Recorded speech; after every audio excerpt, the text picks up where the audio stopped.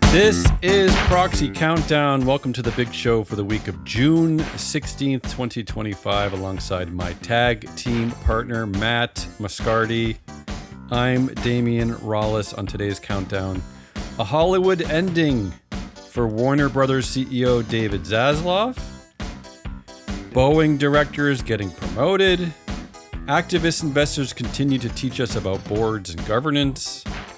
Chipotle investors say no to the burrito, but yes to the taco. And on the big vote, Matt takes a closer look at founder firms. Let's start with our trade wire. Big stories of the week. Let's start with the money.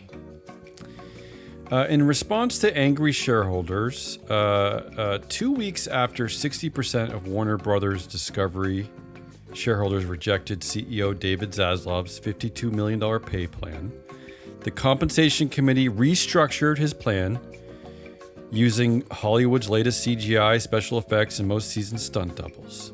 His new plan reduces his annual pay target significantly, from $37 million to $17 million if he hits 100% of his targets.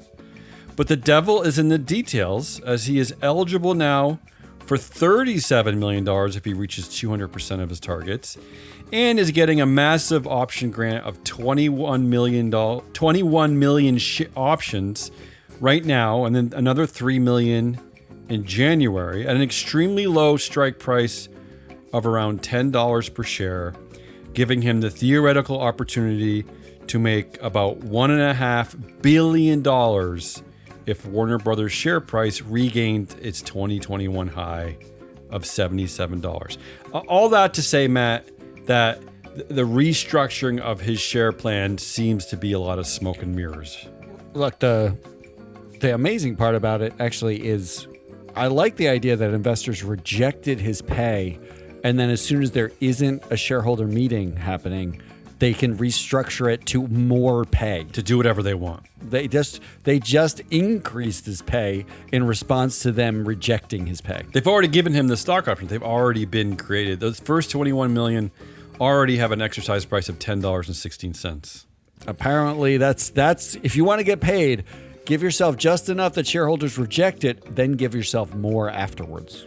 2 golden hello packages to report on. Sienna Corporation's new CFO, Mark Graff, will get $2 million in cash and $11 million in equity that just vests over time, no performance-based conditions.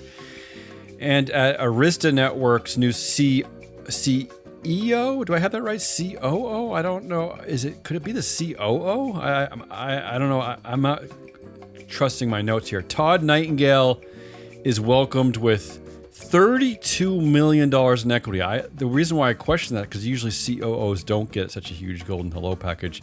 $30 million of this equity just simply vests over time without any performance-based conditions. That's an incredible amount just to walk in the door. In fact, that amount is 92 times greater than his base salary. So it's 92x? Yeah, it's a lot. That's like an Andrew Whitty package. Boeing. Stephen Helmsley package, rather. Boeing's longest tenured director, Lynn Good, joins the board of Morgan Stanley just 2 days after the crash of Boeing's 787 Dreamliner in India killed more than 200 people. Just reporting the facts there.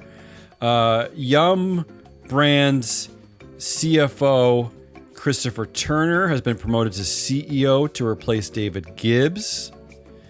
In doing so, the company skipped right over Chief Operating Officer and Chief People and Culture Officer Tracy Skeens, who has been at the company 20 years longer than Chris, and in her dual roles oversees 2 key industry areas of risk in customer experience and labor management. So maybe we have Yum Brands board chair Brian Cornell. Yes, that's right. Target CEO Brian Cornell is the chair of Yum Brands.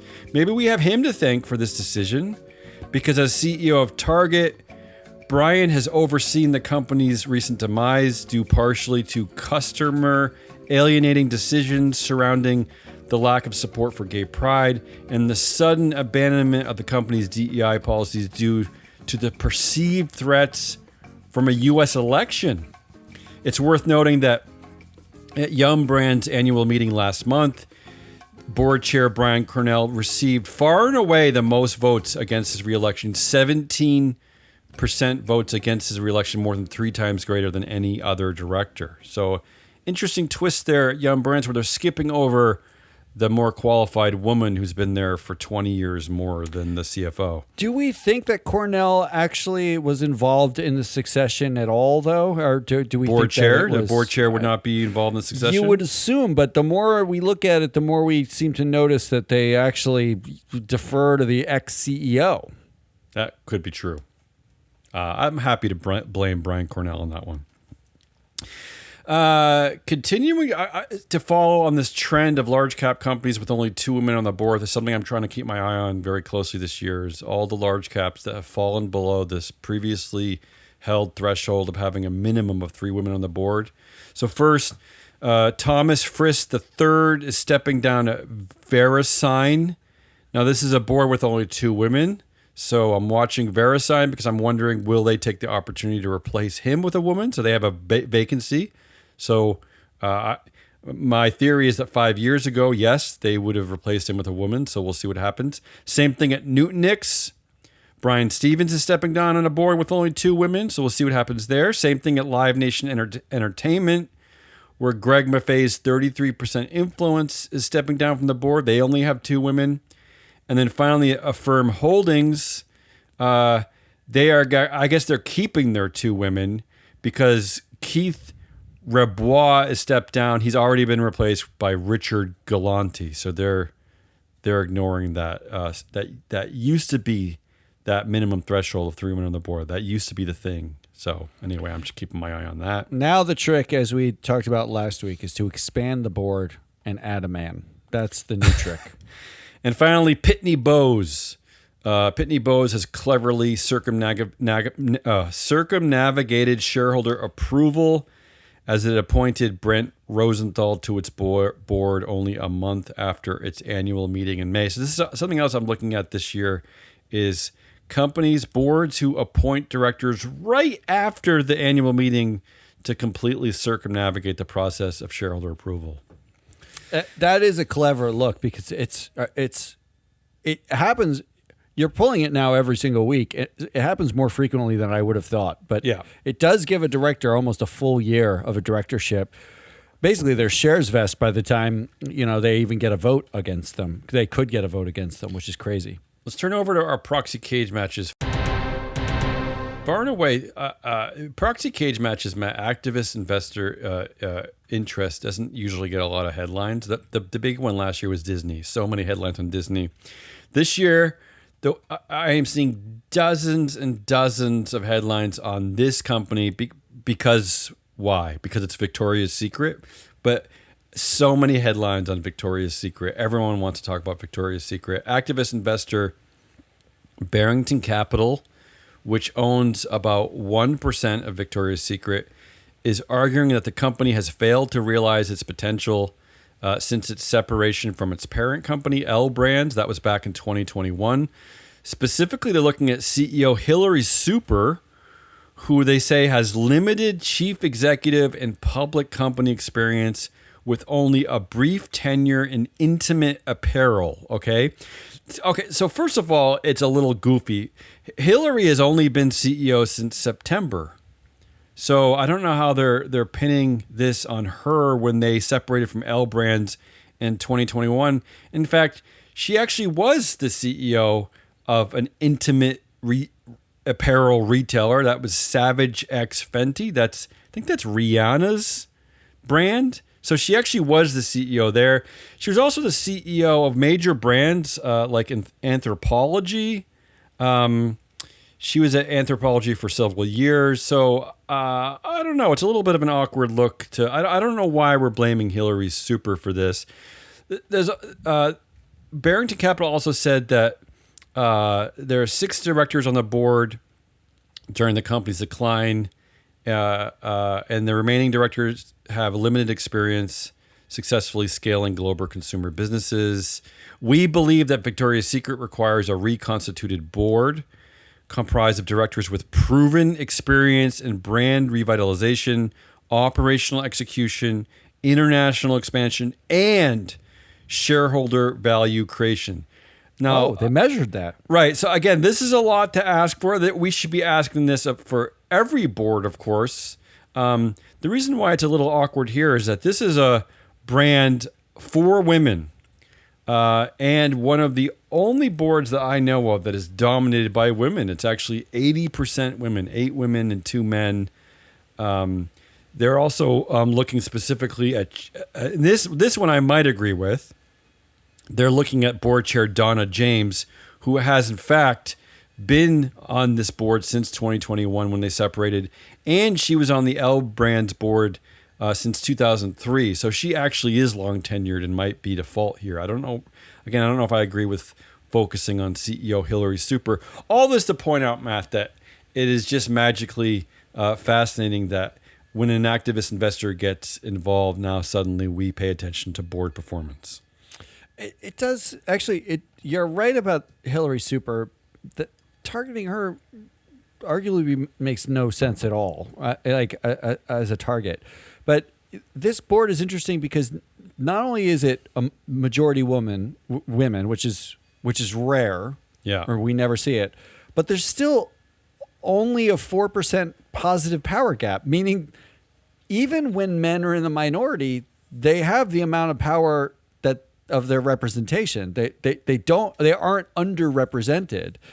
And you'd think if anyone should be in charge, it should be a woman who did do intimate apparel and retail, and she's been there since September. It's been 7 months, 8 months, less than a year. I mean, this is a weird in a contest tough retail market too. This is a weird contest. Yeah, the thing that I also want to reiterate, is that they're upset at her for having limited chief executive and public company experience. Now, which is unusual because often activist investors are upset at people who are over networked, who have too much experience, are too connected, they're too entrenched. So, regardless of that, yeah. That argument strikes me as we know the Fortune 500 has about 12% female CEOs, right?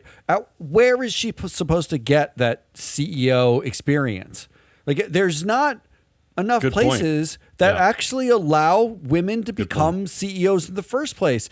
To hold her to that standard is to ignore the systemic bias that women face to even get in the chair. They usually only get in the chair when things are going badly, which is exactly what Hillary Super's has happened here, where she gets a CEO role because things have been going so badly for Victoria's Secret since they split in 2021 that they bring a woman in to clean up what was a male-run company's problems. And now she's held to the immediate standard of you didn't fix it fast enough. Immediately. Well, yeah. All these arguments, like no offense, Barrington Capital Group, but all these arguments sort of they betray the fact that you probably had an activist eye on this company and you just need scapegoats, not this is a well thought out thing, especially since Barrington Capital's team is 0 women. One woman. Their CFO is a woman. Yeah. Their compliance officer. Well, I wonder too if this is part of a growing trend. So we just reported a few weeks ago that at Pitney Bowes, the activist investor himself, Kurt Wolf, actually became the CEO of Pitney Bowes. Now, Barrington Capital only owns 1% in Victoria's Secret. They're clearly trying to completely assert themselves here. They want to completely take over not only the board, they're arguing to get rid of a majority of the board and the chair, and they want to get rid of the CEO. And the CEO, yeah, that's everything. Based on their 1% holdings. Yeah, that's everything. Right.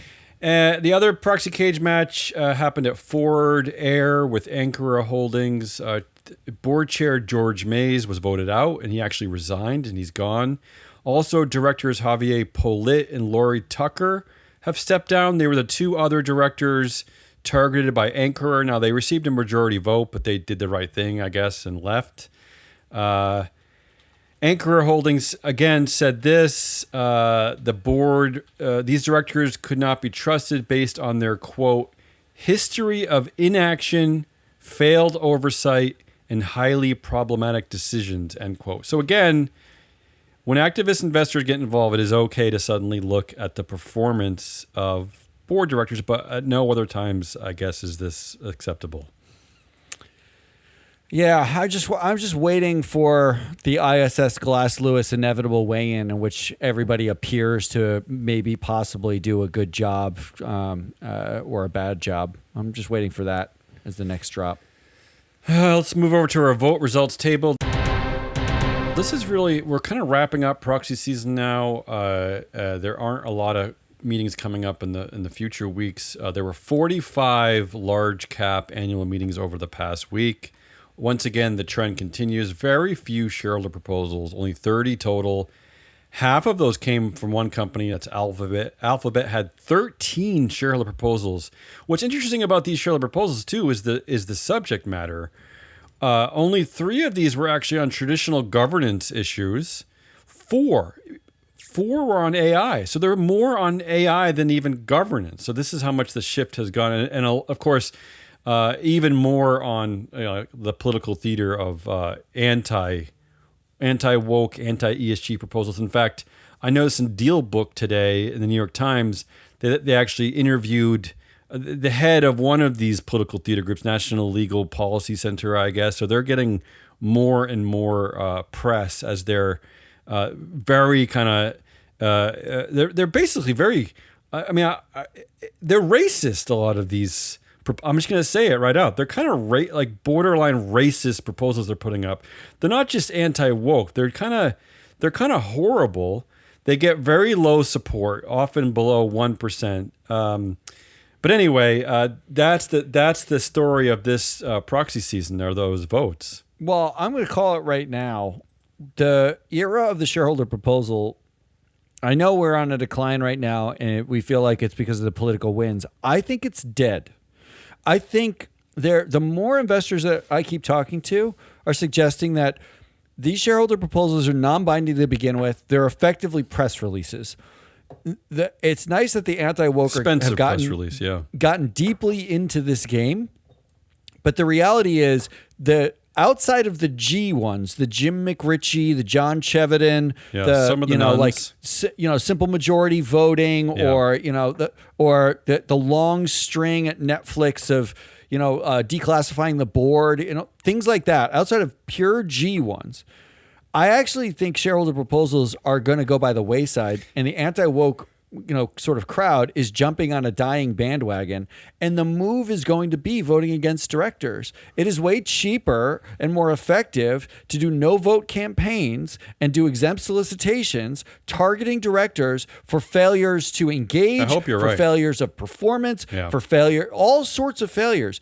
If you want to change a company, target the same people over and over again is actually a far better way to change the way the company operates strategically than just to ask them nicely to put out a report that might or might not give you any information about the company. Yeah, it's kind of this weird cultural moment, right, where we've jumped the shark with shareholder proposals because anti-ESG firms are, by using ESG, are attacking ESG by being anti-ESG, right? Like So they're unintentionally devaluing traditional shareholder proposals by turning the whole thing into a circus. And I think you're right. The whole thing is sort of having its jump the shark moment where no one's going to care anymore. And I think we're starting to hear, probably based on the fact that we've been pushing this for several years, is we're finally starting to hear a sentiment in this area where people are starting to now pay attention to directors more and more. Not to mention that at Google, Alphabet in particular, it's a dual class company, people. It's literally it's way cheaper to go to Business Wire and put out a press release than it is to put this in an SEC filing, because it's never going to pass. It cannot pass unless Sergey and Larry think it should pass. That's Well, it. actually, I wanted to focus on one of the Alphabet's shareholder proposals this week. That probably the most interesting one this week was they had one on equal shareholder voting. They wanted to get rid of the Class B shares with 10 votes. All shares equal one vote. What's interesting about this vote, Matt, is that, as you point out, Larry Page, Sergey Brin, Eric Schmidt, director John Doerr, who I think he's a Ex-VC, he's VC, yeah. yeah, Kleiner Perkins. Yeah, something like that.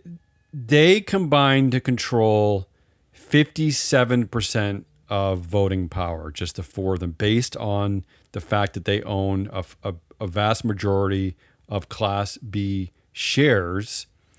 31% supported a proposal to have equal shareholder voting, which is a vast majority of people not named Larry Page, Sergey Brin, etc. It actually represents 73% of real investors at Alphabet. I find that it's an important thing to note, is all I can say. I wish it would mean something, but it's very important to note that a full 3/4 of all Alphabet voters actually want to get away with they want to get rid of dual class shares. Again, what it says to me is the G votes are the last vestige of shareholder proposals that matter, because those are the ones that do matter. Even if you know you can't win.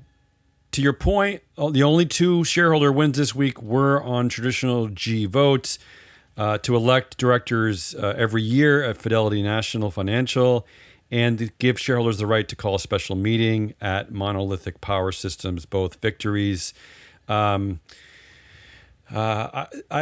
like to point out some of the moral victories, which I call above a 30% threshold. The big one I want to look at this week is Chipotle Mexican Grill. 45% said no on pay, which is pretty impressive. I'm always impressed when shareholders suddenly decide to pay attention. Maybe this is just the effect of ISS and Glass Lewis. I'm not sure.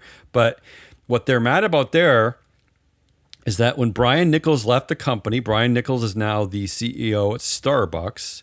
When he left the company in August 2024, the board kind of panicked and they handed out $38 million in one-time retention awards to all the other named executive officers, which is really it's a really poor way of doing your job, which is that we couldn't keep our CEO. We don't know. We have bad succession planning. We don't know what to do. We're going to throw shareholder cash at these people just in case. And the shareholders actually responded by saying, no, that's nonsense. We're going to vote no. But here's the problem. And I don't know. Again, I don't know if this is an ISS and Glass Lewis thing, but the problem, Matt, is that the lowest director. So 45% said no on pay. But the lowest no vote on any director was 4% on any director. So again, this is the classic shareholder disconnect that I'm talking about every week. What the hell?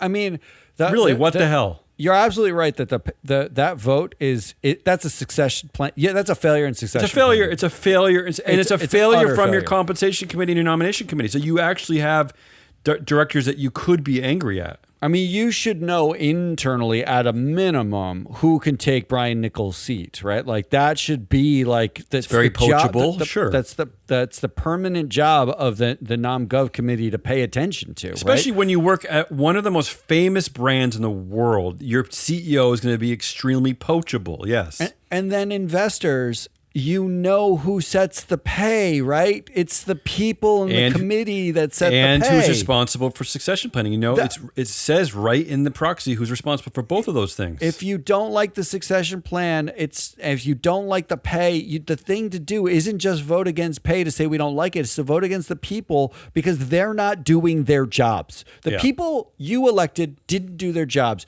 You don't say we don't like the job you did. You fire them for not doing it well. How about this shareholder disconnect? We've been talking a lot about Target this year, mostly because Target is suddenly suffering. Part of it has to do with the retail economy is tough, the threat of tariffs is tough, but Target specifically is they're claiming is losing a lot of its liberal shopping base. They're losing them to Costco because last year they abandoned their support of gay pride. This year, they suddenly abandoned their support for DEI. They got rid of all their DEI policies. Nobody knows why. These perceived threats from Trump, but what are the actual threats? What are they going to do to Target? Here's why I point all this out. Again, Target has been the whipping boy of bad corporate performance this year. You see it in headlines all the time. Investors had a chance to weigh in. The two directors with the lowest no votes were only 9% against and 5% against. Only that. They both got above 90% support. That's CEO Brian Cornell and director Dimitri Stockton, who we talk about a lot because he's also sat on the board. Was it Deere or Caterpillar that he's on? He was on Harley, I think. Oh, he's okay. Well, he's on another board that got rid of its DEI policies.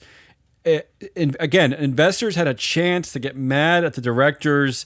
They did not. Everything passed at Target with ease. So let me tell you something, because now I have a conspiracy theory. It might be a straight up conspiracy theory. Yeah. I bought one share, just the protest share of Target. Oh, so you think you're the fault? You're in January. At fault. Yeah. I bought one share with the intention of registering a protest vote against Cornell, Stockton, and the entire board, really, because I think that everything's been mishandled at the board level down.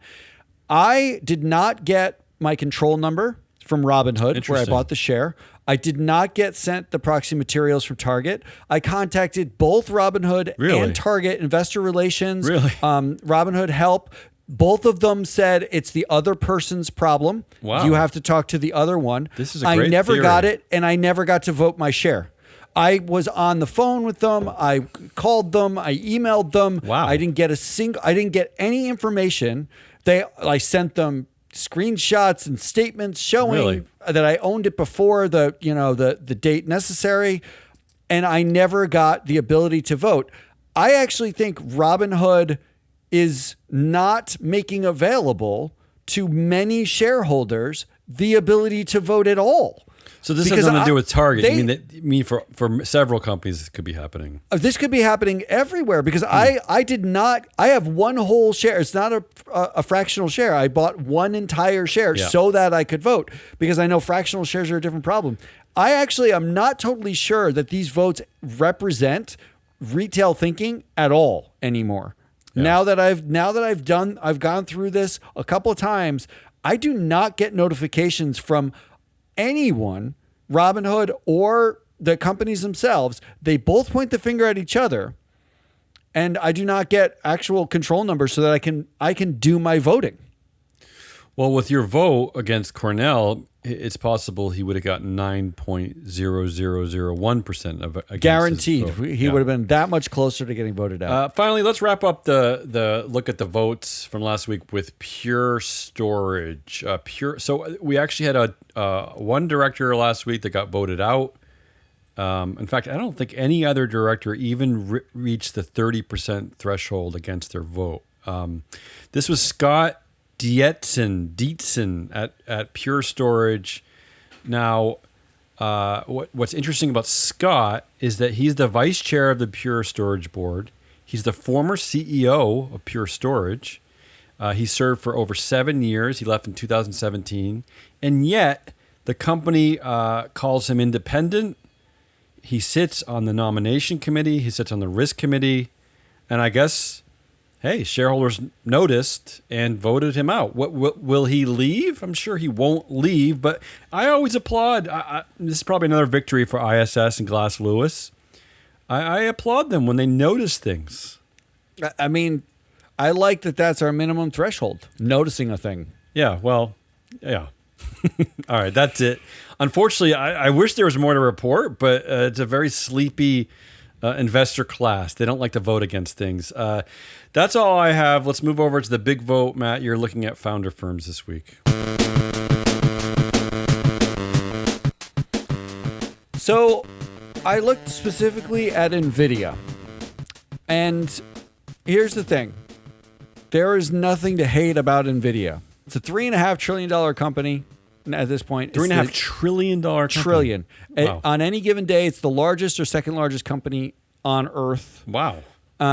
It's had a mercurial rise, right? Like it's basically the last 3-4 years. It went from, it's like a 300,000x, return depending on when you bought it. It's one of the best performers in history. So really, when I started this, I started with the idea of there's a proxy vote coming up. It's a one share, one vote company. Jensen Huang owns 3% of the company. So he's not some sort of 20% holder with dual class shares. So it's one class of shares? One class of shares. Okay. How do you tackle a company like this other than just rubber stamping everyone and saying hey, think the stock's doing great? And it got me down this rabbit hole of the idea of the founder firm, particularly a founder firm at the top of its game. Well, yeah, talk about founder fetish. There is no leader, no founder and CEO these days who is fetishized more than Jensen Huang. Arguably not at all. And it made me think when I looked at all of the data and analytics around this. I looked at MSCI, I looked at free flow analytics data, I looked at Sustainalytics data. The biggest glaring thing, it's a top rated company by most accounts. Everyone's saying it still might even be a buy, even at the price it's at. The one glaring thing was governance. Mm-hmm. And the reason why governance was a glaring thing is because the board of NVIDIA is this deeply entrenched board that effectively has the same founder fetish that everyone else has about Jensen Huang. And it got me thinking, is NVIDIA the next Tesla? Is it the next Netflix, in which we have these companies that we start to feel like when they're not at the top of their game, as they start to decline at all, we're wondering, what can we do about this? Should we have seen this coming? Who's governing this company? One disaster is all it takes, right? Well, so are you suggesting that it's like almost in meme stock territory? Is that what you're suggesting? I mean, unlike Tesla with Musk, who was driving up the price by saying every 3 weeks, announcing some, hysterical target that they're never planning on actually hitting. Jensen Huang's not quite that, right? But he is showing up on stage at investor days with a robot that he's talking to and saying this is the future. He's not immune to that. He's on every chat show talking about how great NVIDIA is doing and their supply chain. Everyone loves him, yeah. In fact, not only is he sort of like an outsized leather jacket wearing CEO, he's also went to Stanford. He is an immigrant like Musk was. He's been paid massive pay packages, largely built on the fact that the stock has gone through the roof with or without, because of him or not. The company trades at a 40 or 50 PE ratio, which is exactly what Tesla trades at now. It trades Tesla's is worse now, but it was trading at a 40 or 50. And he even just went out of his way to kiss Trump's butt about tariffs. In 2018, there was a story. U.S. chipmaker NVIDIA's founder and chief executive officer Jensen Huang said curbing China's technological development could not be achieved by adopting heavy tariffs. And then from May of this year, he said, quote, obviously, I don't know all of his ideas, but let me tell you about two that are incredible. And he's talking about Trump. The first one is utterly visionary. The idea of tariffs being a pillar of a bold vision to reindustrialize to onshore manufacturing and motivate the world to invest in the United States is just an incredible vision. Despite the fact that there are numerous stories which suggest that where are you going to find Americans to actually do these manufacturing jobs? I'm just saying that he's willing to flip with the political whims, most of these founders are, like most CEOs are, And it got me in this place where I was like, well, what is a founder board? If you're an investor, this isn't the only board you have to worry about like this. In fact, when I define a founder board as a company that is mature, it IPO'd 10 or more years ago, it isn't controlled anymore. It's one share, one vote. So there's no majority shareholder. So you can't call Meta a founder board. Meta is a Mark Zuckerberg board. It's just he chooses them, right? Yeah. There are 152 U.S. companies that fit this bill. There's over 150 of them. And when I what I did was I compared them to the nearly 1,400 U.S. non-controlled, non-founder firm just a cohort of, companies that don't have a founder on the board, no family, no, control aspect. And I said, what are the differences? What's a founder board look like? What are investors willing to put up with at founder boards more than they are at a normal board? Okay. A couple of things were surprising. A couple of things that were the same that were surprising. There's no age difference between founder boards and non-founder boards. They actually have the same percentage of VCs on the boards on average. Yeah. VCs are everywhere. VCs are everywhere. I guess private markets are so important that everybody wants at least one or two VCs on the board. Is it there are no age differences because a lot of these companies that you're looking at are actually kind of older like they're more mature companies? Well, it's 63, 64 years old on average for the most part. Well, because what people probably don't remember about NVIDIA is it's been around forever. I mean, it's been around since the 90s, right? In the 90s. It IPO'd in the 90s. It was a pre-dot-com bust. It just IPO. sucked for a long time. In fact, I was looking at the share price yesterday. It was like below $1 for 15 years straight or something like that. I mean, NVIDIA, basically its entire business model was selling chips and computers for like your monitor for graphics graphics cards. Accelerators. It was just, Not and that I it know what was that the is. best of the best at that, but there were questions persistently over decades. Well, what else is there? Like, how many graphics cards can you sell?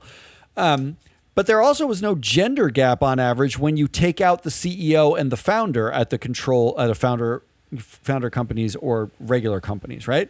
That actually surprised me that the gender gap the power difference was nothing. There was, it was the same. It was still like minus 6% or minus 8%, right? But it was not different between one group or the other.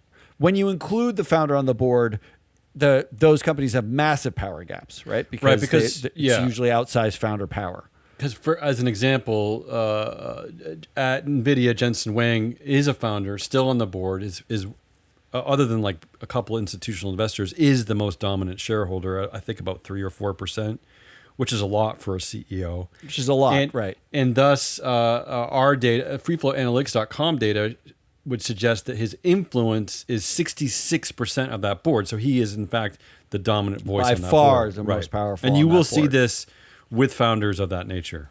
And it actually got me to a solution. If you wanted to remove the power gap at companies, it isn't about adding more women or giving them more responsibility. It's actually just vote out the CEO or the founder off the board. Right. This is like the Bill CEO Gates wasn't effect. on the board, it would be basically a 50-50. It would be a parity sort of situation. Right. This is like the Bill Gates effect, Elon Musk effect, the Steve Jobs effect, right? Where you don't actually control the shares, but the power of your presence and personality and influence is just huge. So then it got me to those are the commonalities, but the biggest difference is founder boards skewed longer tenured by far. That makes sense to me because don't they insulate themselves with their buddies at first? 15% of founder boards have more than 15 years tenure. And it was just under 12% for the control boards. So it's not this massive gap. But when you actually look at it, the the tenures are so much longer. It's all the way back to the IPO. Right. It's not like just 15 years where a lot of boards have a director on it 15, 17 years. The founder boards tend to have a director on it 30 years. It's the J. Hogue effect. It is as long as this company's been public, you've been on that board. Like that's the situation. Reed Hastings has his J. Hogue, who's been there for several decades. Yeah. In fact, speaking of J. Hogue, who's a VC, the VCs stick around much longer on founder boards also. The VCs, who are the ones who go to the founder and say, you're amazing, we want to invest in you, we support you. Their primary function is to be sort of cheerleaders and investors in that person, in that founder. They are the tip of the spear of founder fetish. They're cheerleaders and they provide defense. They're kind of both. Exactly. 46% of VCs on the board stay more than 10 years at founder firms, and only 36% for the control group. Yeah. Well, what this suggests to us is the real power of the CEO on these boards, because they're not going to let these directors go away. Exactly. The VCs in general have longer tenure. This is all accruing to this place of you get more founder power by surrounding yourself with the people who were your cheerleaders from the beginning. Founder boards actually tend to underperform on earnings and outperform on TSR, meaning the market values founders founder by fetish. price, but the companies don't perform on average as well as they could. That makes sense to me. That's sort of the curiosity of the founder fetish, is it not? Like the meme stockiness of a good founder. There's some like anthropological bias to someone who founded the company being on the board. Founders also rely less on connections on the board. The average connections are lower on founder boards than they are on other boards. In terms of other public boards, it's not a mature company where you're getting all your boards from this board pool that's out there. It's one set of people. You've been connected from the beginning. You ride it out together. You're mostly worried about your own friends. It's just your group. Not who your friends are friends with. It got me to this place where I realized that there's sort of two types of boards that I'm seeing in the market, in the U.S. market broadly. You either fetishize the most powerful person in the room, whether it's a founder or a CEO. Like a Jamie Dimon is not a founder, but you have a board that fetishizes him, or you have your Musks and your Huangs and all those people. Or effectively the boardroom is a social club where there's a high degree of interconnectedness between the members of the board, where they all know each other, they are a collective power, and the CEO is sort of this rotating entity that knows when they rotate out of CEO, they're rotating onto the board slate. It's effectively you get picked up on the board slate as soon as you're done being a CEO. So it's like this social club or this fetish club, and there seems to be not much in between. That's most boards. That describes most of them. Okay. Which gets us back to NVIDIA and what to do about it. NVIDIA is actually an outlier. 60% of the board is long tenured. Wow. 1/3 of this board has 15 or more years of tenure. The only other company this bad that's a mega cap company is Netflix. And all of the people that have stuck around this long are original investor VCs. They're the VCs who invested in the company. Tench Cox, who's on the NVIDIA board, has been there for 30 years. In fact, there was a news story this year about how his shareholdings just in NVIDIA, it's the only board he sits on, made him a billionaire. He's a billionaire because of NVIDIA, which is exactly what happened to Robin Denholm at Tesla. Just by staying and getting that equity. Staying around. The annual equity grant. You become a billionaire, and then what are the chances that you are going to challenge the founder who you would give credit for you becoming a billionaire to? Like, you're not going to challenge that person. Yeah. In fact, Harvey Jones. Yeah, I was going to say there are three NVIDIA directors have been there since 1993, 32 years of tenure. That's right. Harvey Jones and Brooks Sewell are the other two who have been there 30 years each, and they actually worked together while they were on the NVIDIA board. They both worked at Synopsys in the 1990s. So they've been on this board together for 30 years, and one was the CEO of Synopsys and the other was the CFO of Synopsys together in the 1990s. Of the 13 directors on this board, 8 have been on the board at least 10 years, and the average tenure of the NVIDIA board is 13 years. 62% of this board would not be considered independent in the UK. They would not. So you would have a majority non-independent board. In fact, I was going to say what is fascinating about these situations is that because of the share price, right? Because now this is a board that everyone fetishes, everyone loves Jensen Huang. Now what happens is that old-fashioned corporate governance falls by the wayside. Exactly. So now we don't actually pay attention to long-term risk anymore. We just celebrate the short-term gains and we don't do a thing about it because all of these directors become untouchable, right? The hardest thing to do at a company like this is to stand up and say, we have a governance problem. Your company shares are doing amazing. You're one of the biggest companies on earth. We applaud you for the success you've made, but there's still a governance problem in as much as we don't have any investor control of this company. It is effectively whatever Jensen wants, Jensen gets. Yeah, because you're not supposed to be just looking at today.